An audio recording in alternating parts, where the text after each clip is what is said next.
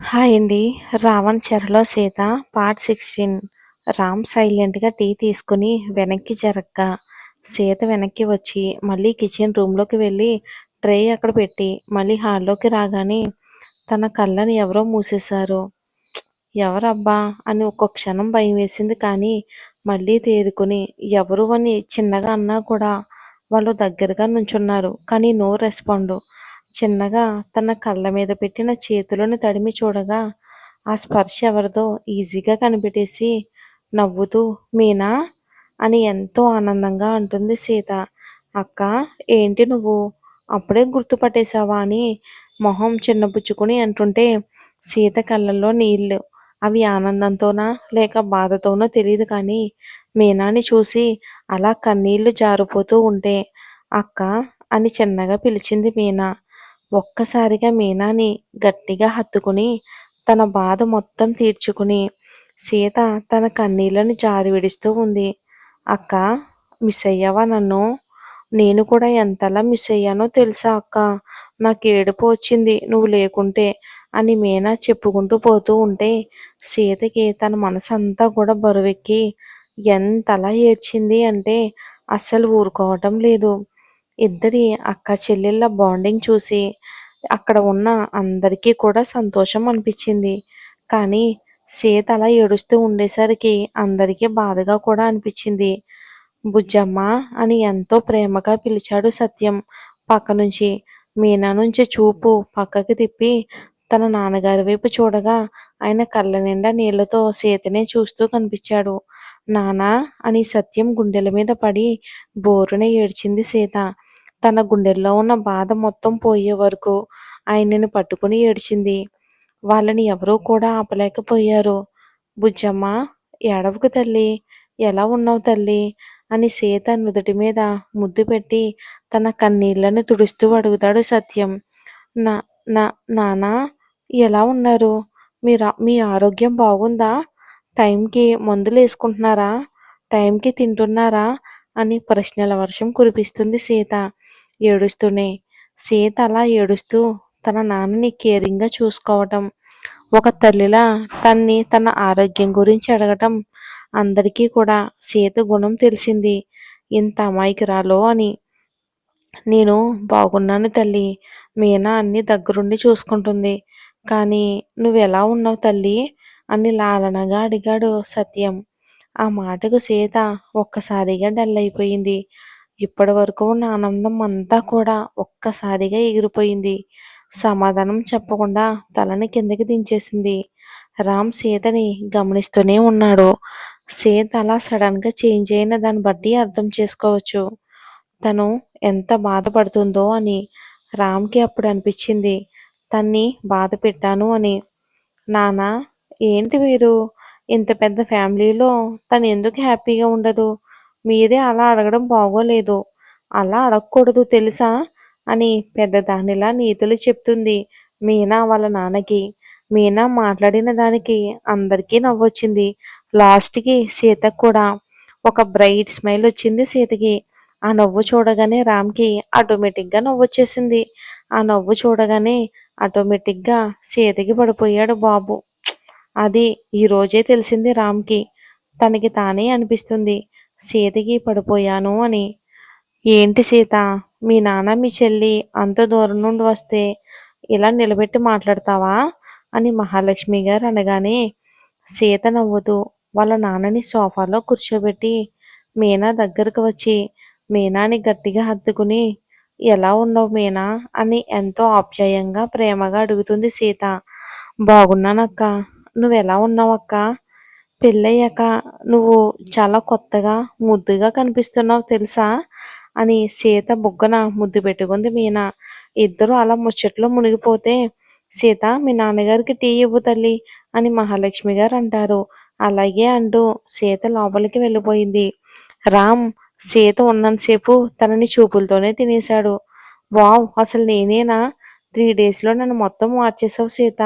ఈ 2 డేస్లో నార్మల్గా ఉన్నా కూడా ఈరోజు అర్థమయ్యింది నీ మీద ఉన్న ఒపీనియన్.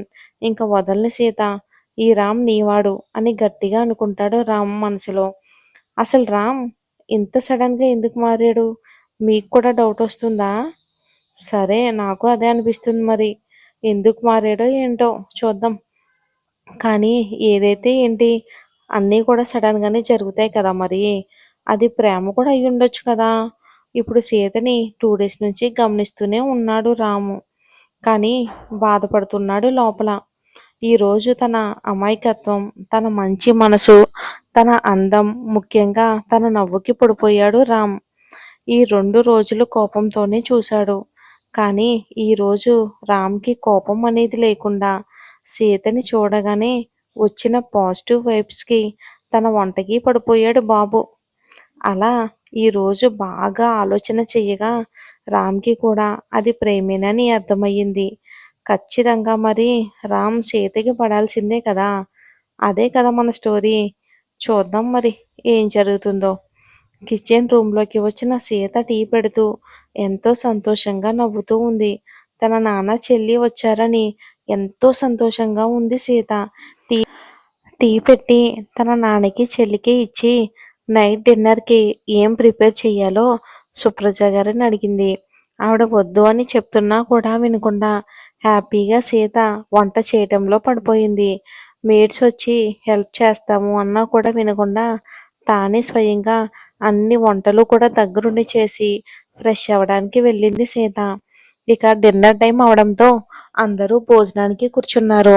సీత, సుప్రజ గారు ఇద్దరూ వడ్డిద్దామని నిలబడ్డారు. మహాలక్ష్మి గారు వద్దని వాదించింది.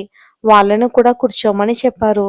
సీత భయంగానే చూస్తూ ఉంటే, ఏంటి సీత, రామ పక్కన కూర్చో అని అనగానే కంగారుగా చూస్తుంది సీత మహాలక్ష్మి గారికి. కూర్చో తల్లి కూర్చో, ఏం కాదు అని అనగానే భయపడుతూనే మెల్లిగా రామ్ పక్కన చైర్లో కూర్చుంది సీత. ఇద్దరికి కొంచెం గ్యాప్ మాత్రమే ఉంది. మే ఇంకా మేడ్స్ వస్తే అందరూ ప్లేట్స్లో ఉన్న ఐటమ్స్ నుంచి వస్తున్న గుమ్మలను ఆస్వాదిస్తూ తింటున్నారు. మహాలక్ష్మి గారు ఒక్క ముద్ద నోట్లో పెట్టుకుని, "మ్మ్, సీత, ఇంత బాగా ఎలా చేయగలుగుతున్నావు తల్లి వంటలు?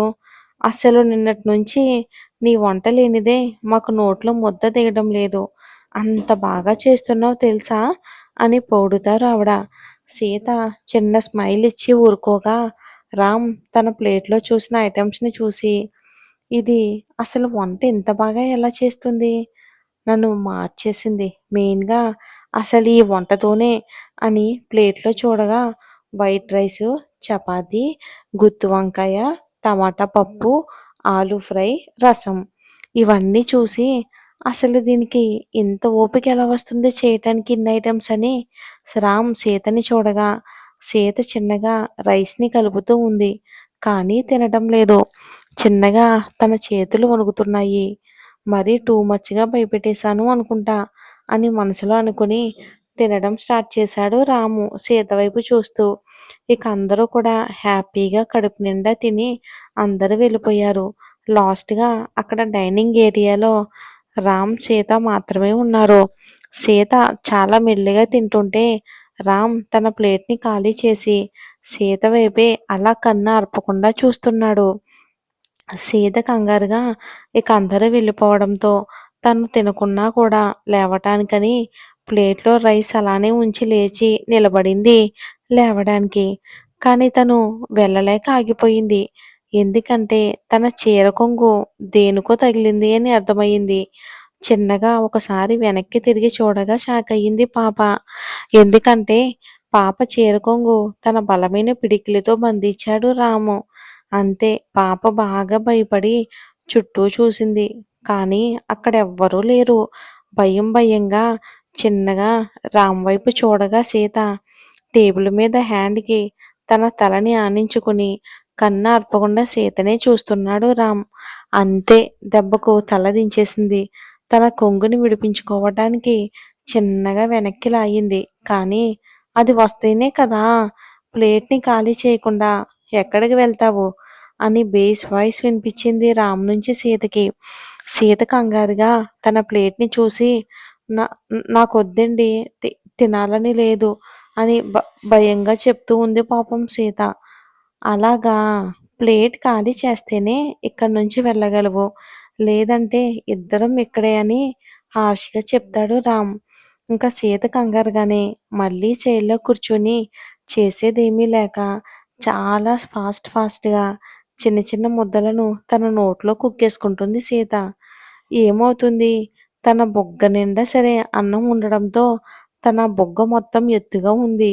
తన్ని అలా చూసి రామ్ చిన్న నవ్వుతో "ముందిది తిను" అని తన బుగ్గ మీద తన వేలితో పొడిచి నవ్వుతూ అంటాడు రామ్. సీత ఎంతో కష్టంగా తిని ఇంకా ప్లేట్‌ని కూడా ఖాళీ చేసి చైర్‌లో నుండి లేస్తుంటే రామ్ మళ్ళీ ఆపేస్తాడు సీతని తన కొంగు పట్టుకుని. సీత మళ్ళీ భయంగా చూస్తూ ఉంటే చిన్నపిల్ల తిన్నట్టు ఏంటే తినడం? కొంచెం తింటే బాగా ఒళ్ళు పెరుగుతుంది. ఇలా చిన్న పిల్లలా బక్కగా ఉంటే మరి ఫ్యూచర్‌లో నాతో కష్టమని సీతని సూటిగా చూస్తూ అంటాడు రామ్. సీతకి ఏం అర్థం కావట్లేదు కానీ భయం అంతకంతకీ ఎక్కువవుతూ ఉంటే వాహ్! వదలండి. నేను వెళ్ళాలి అని కంగారుగా అంటుంది. ఇంకా చేసుకున్న మొగుడు ఇక్కడున్నాడు గదా! నీ మొగుడిని చూసుకుంటే చాలు. అంతకన్నా నీకు పనులు ఎక్కువేం అవసరం లేదు. ఇక్కడే ఉండు కొంచెం సేపని చిన్నగా సీత చెవి దగ్గర అంటాడు రామ్. సీతకి అసలు రామ్ మాట్లాడే మాటలు చాలా కొత్తగా అనిపిస్తాయి. లోపల నుంచి సీతకి భయం తన్నుకొస్తుంటే నేను వెళ్ళాలి వదలండి అని వణుకుతున్న గొంతుతో అంటుంది సీత. ఇంక తనని అసలు ఎక్కువ ఇబ్బంది పెట్టలేక సరేలే ఓకే వెళ్ళు అని అనగానే సీత పరిగెత్తుకుంటూ అక్కడి నుంచి కిచెన్ రూమ్‌లోకి వెళ్ళిపోయింది సీత. రామ్ చిన్నగా నవ్వుకుంటూ బయటికి వెళ్ళిపోయాడు. దూరం నుంచి వీళ్ళని గమనిస్తున్నారు సుప్రజ గారు అండ్ మహాలక్ష్మి గారు. వాళ్ళని అలా చూసి సంతోషంతో అక్కడి నుండి వెళ్ళిపోయారు. సీత కిచెన్ రూమ్‌లోకి వెళ్ళి హ్యాండ్ వాష్ చేసుకుని ఇక పెరిగిన తన గుండె వేగాన్ని తగ్గించుకునే పనిలో పడింది. మన రాంబాబు సీత మీద ప్రేమ చూపిస్తున్నాడు. మరి సీత అది ఎప్పటికి అర్థం చేసుకుంటుందో ఏంటో? మరి చూద్దాం వచ్చే ఎపిసోడ్‌లో ఏం జరుగుతుందో. Thanks for watching.